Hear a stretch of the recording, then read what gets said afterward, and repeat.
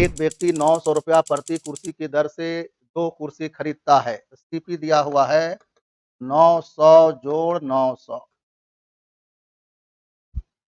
देखिएगा 900 रुपया में 2 कुर्सी खरीदा है, वह इनमें से एक कुर्सी को 20% प्रॉफिट पर, एक कुर्सी को 20% प्रॉफिट पर तथा दूसरे कुर्सी को 10% लॉस पर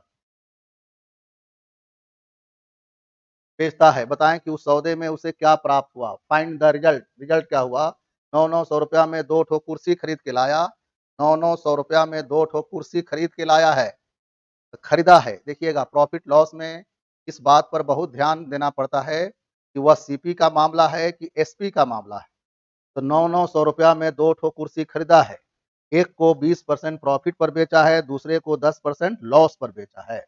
तो सुनिएगा, समझ लीजिए सब लोग, खरीदने का केस हो, दोनों क्रय मूल्य बराबर हो, तो ध्यान दीजिएगा एक पर 20% प्रॉफिट, दूसरे पर 10% लॉस।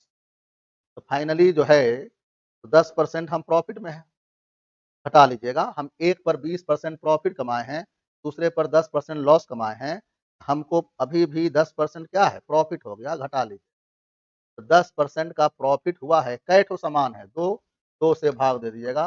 फाइनली आपको 5% प्रॉफिट, यही आंसर हो। देखिए तो परसेंटेज में तो 5% हो गया, रुपया में पूछेगा ना, रुपया में अगर चॉइस दिया रहेगा, चॉइस रुपया में रहेगा तो 900 900 कितना हो गया? 1800 का 5%, यानी 90 रुपया प्रॉफिट।